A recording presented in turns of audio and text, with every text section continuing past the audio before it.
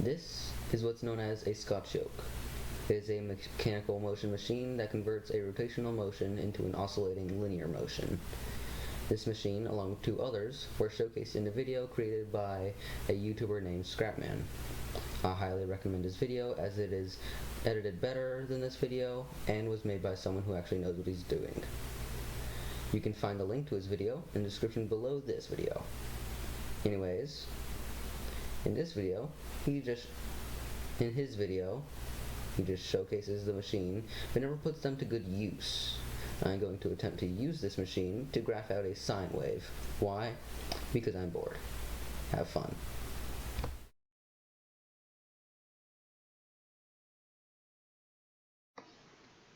And we are back.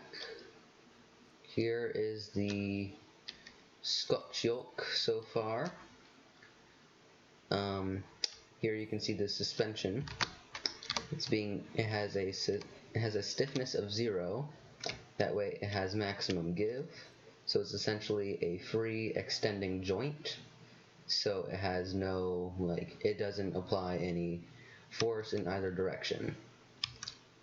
Sadly, in order to get the look I wanted, I had to use a 2x2 circular object. So I had to resort using a paint bucket. Not the best, but on the outside I put these spherical joints, so now it looks a little bit better. For the circle, I used wedges to have it give a much more convincing curve, and I used these grid blocks so that it has less friction, and these sloped corner pieces to give it a more professional look. We are going to have the graph paper, quote unquote, be extending out this way, and we're going to have an arm over here that will be most likely a spud gun, probably. That way it gives a much more convincing sine wave.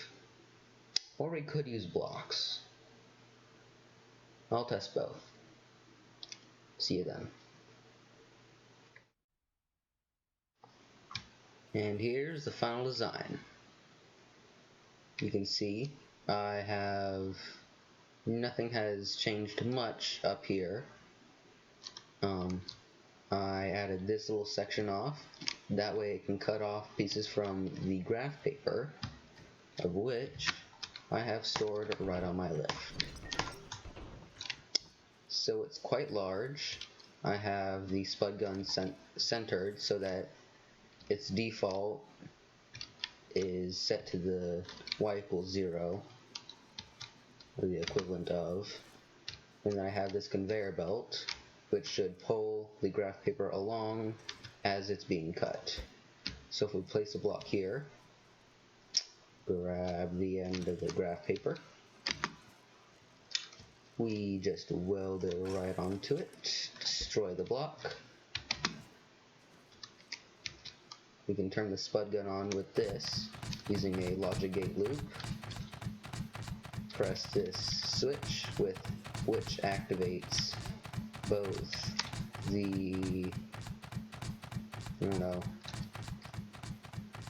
turnstile, that's definitely not it, the sine wave maker, and the conveyor belt.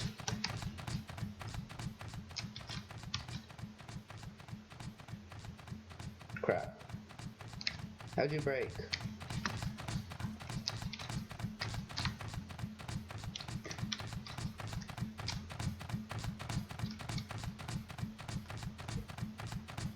Okay.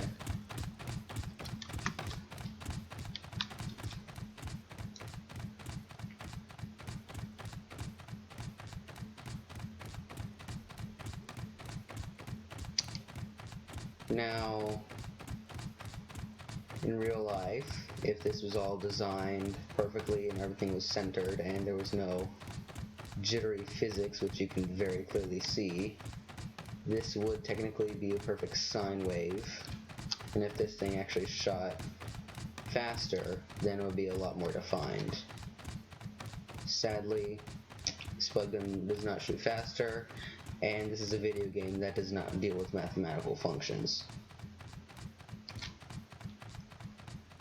At the end we have this little stopper which curves into the ground just to make it a little bit nicer.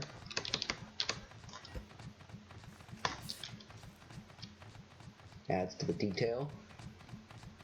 And there we have it. A imperfect sine wave in ScrapMechanic. I hope you enjoyed. It's been fun, mostly. This thing was a nightmare to actually do, but I got it done. And I'll see you in the next one.